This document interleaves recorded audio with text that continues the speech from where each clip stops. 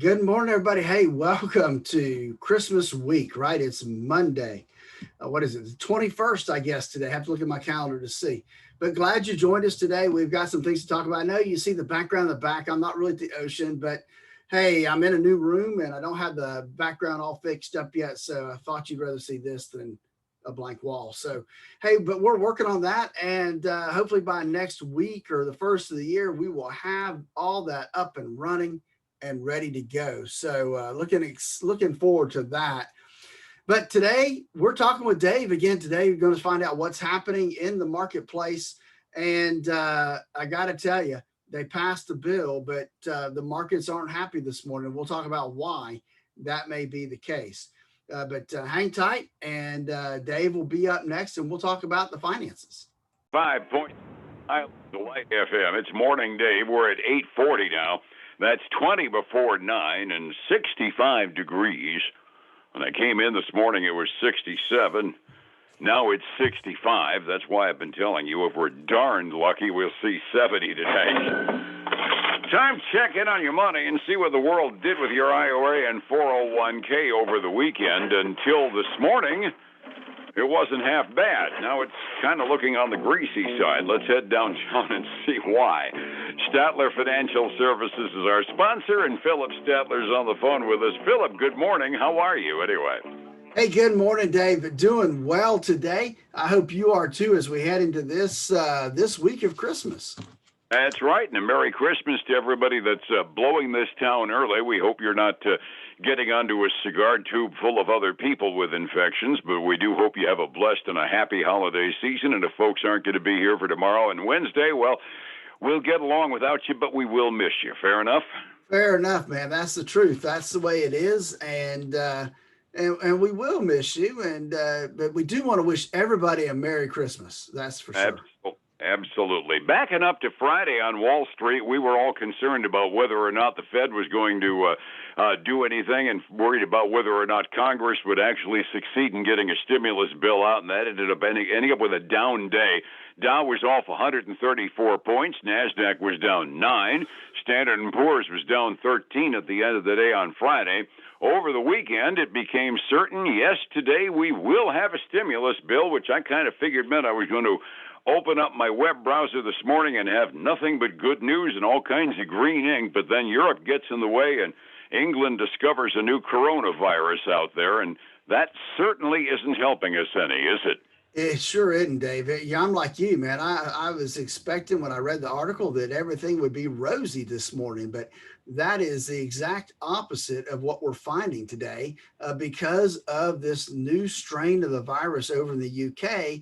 And then I attributed a little bit of it to this bill that's hopefully going to get passed today because they're limiting the Fed's ability to go buy stuff in the marketplace. And so that's going to affect the markets. It probably will, because the markets, by and large, don't like Congress messing with the Federal Reserve. To flesh it out, the story was this. Republicans were standing firm on the stimulus bill that they wouldn't vote for it in the Senate unless there were restrictions on the Federal Reserve and their bond buying practices. Democrats were holding out against that, but they ended up compromising in order to get something through on the presumption of, oh, well, in 3 weeks there'll be a new administration and anyway, and we'll cram something else through. But at the moment, we're kind of, from the standpoint of Wall Street anyway, getting a half a loaf in this stimulus bill. We do get the payments, we do get some of the relief, but at the same time, the Federal Reserve gets a little bit of kind of a baggy tie around its hands. Well, that's true. And I was really surprised, too, to see that the individual payments out to the taxpayers, I found that interesting because that really was a point of contention originally in the bill. But I mean, it's not going to be as much as the first round. But let's face it, this was supposed to be just a relief bill. And with that in it, it becomes a slight stimulus bill. Yeah, it does. $600 is the number. A family of four could get $2,400. That's the max out for it.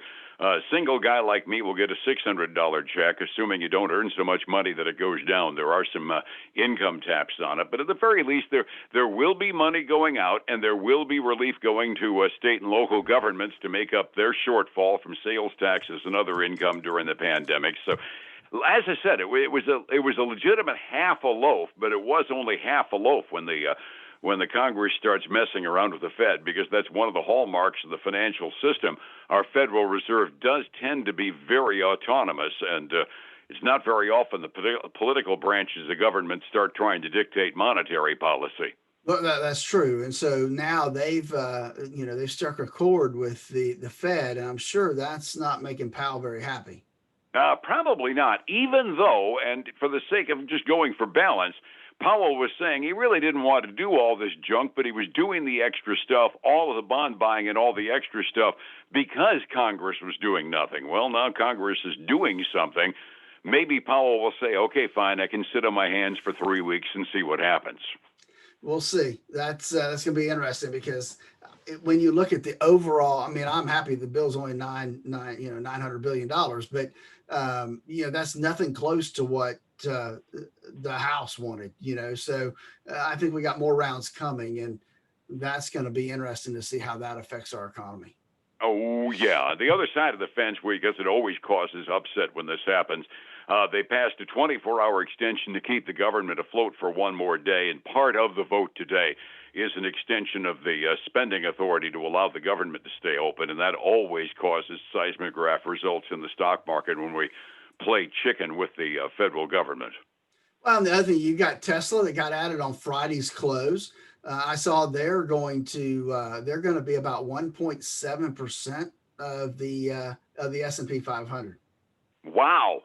Yeah. Yeah, I knew they'd grown to the point where they were a monster-sized company from a market cap standpoint, but when you start getting to a measurable percentage of the 500 largest stocks in the country, that's kind of amazing, isn't it? Yeah, I think I saw that it's going to be the fifth largest in the S&P 500. Good heavens to Betsy. And like we said at the outset, the new strain over in England is supposedly like 70% more contagious than the strain that's been making the rounds over here. Kind of comes under the heading of just what we all need, right? Exactly. It's just adds one more level of uncertainty. Here we thought the vaccine was coming out, and that was giving us some certainty. Moderna got passed, basically got its emergency orders last week, and I think the expectation was by Tuesday or Wednesday that they would start actually giving those injections. So that was some certainty. Now this thing in England, that's adding some more uncertainty to the marketplace actually, and obviously we can see that this morning. Absolutely. Yeah, to add to the good news on the Moderna vaccine, with its shipment coming out, the news comes out that we've got a few of our nursing homes around Florida that are going to end up getting their residents in line much faster with the Moderna vaccine, with a contract for private pharmacists to go into the nursing homes and inoculate their residents, which, I mean, it's not all bad news this morning. Looking at the futures, you'd think it was, but by and large, there is light at the end of the tunnel, and most of the news coming out relating to the vaccine is generally good at this point. Exactly. I think maybe we're just a little nervous, and maybe we'll end up being a little oversold this morning, and we'll reverse things by mid-afternoon. And that tends toward being something that you and I said on Wall Street before. Wall Street can be very, very touchy and overreact and sometimes then correct itself later on. So fingers crossed. Hey, you had a couple of reports from companies traded on the exchange this morning, didn't you? I've got one earnings report and then a little interesting tidbit. So we got Nike reported. They beat by 16 cents a share. Revenue also beat expectations. They also raised their full year forecast for sales. So some good news coming from them. They are trading up this morning 5.7% right this minute.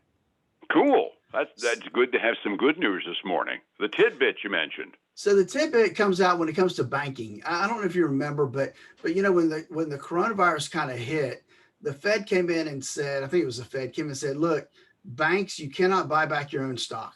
We're suspending that. Well, after the first quarter, so effective April 1st, banks will be able to go back out and start buying their stock again. And so JP Morgan came out and made an announcement that as soon as that's lifted, that they're going to start their $30 billion stock buyback. And which kind of explains why they're up by 3.5% on the early market trading. Yeah, okay. Exactly. So, and that should be helping other banks too. Yeah, I'm seeing a bunch of other ones. Morgan Stanley, Bank of America, Global Payments Inc., they're all up on my big winner list this morning. As a matter of fact, the only non-financial that's on my big winner list is Nike, and you explained why there. Exactly. So I'm thinking that's maybe good for the market. I don't know if it's good for the individual investor, but we'll have to wait and see.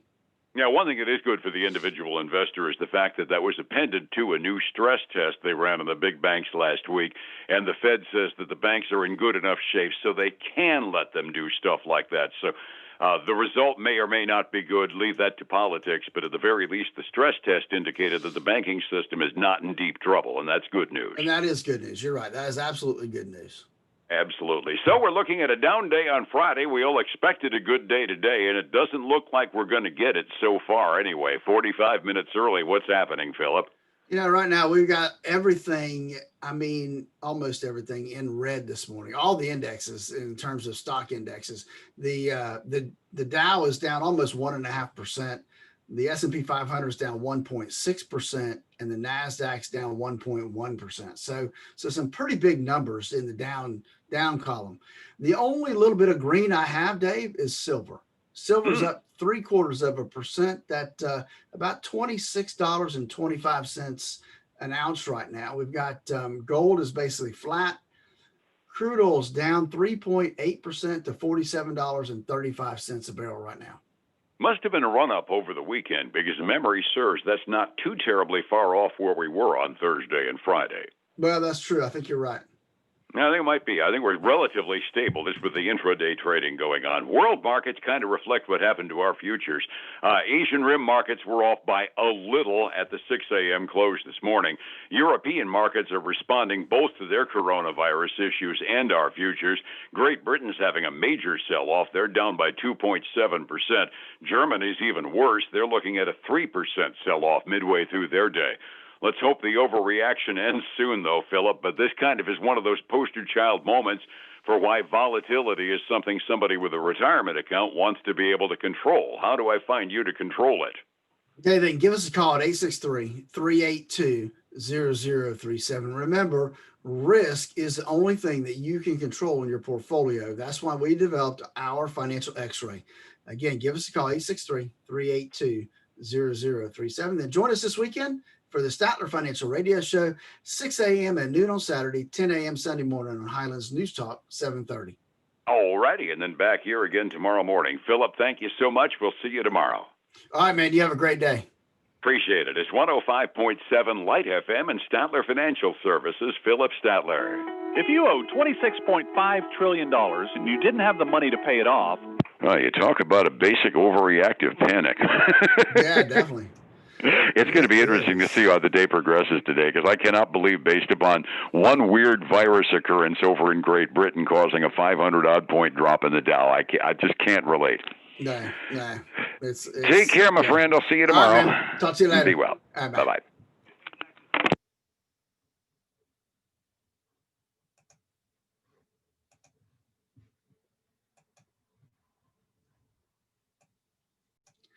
Hey, everybody, remember, like I said, everything's looking red, red right here, red up here. So again, it's going to be a rough day. Remember, the only thing you can control in your portfolio is the risk that you have.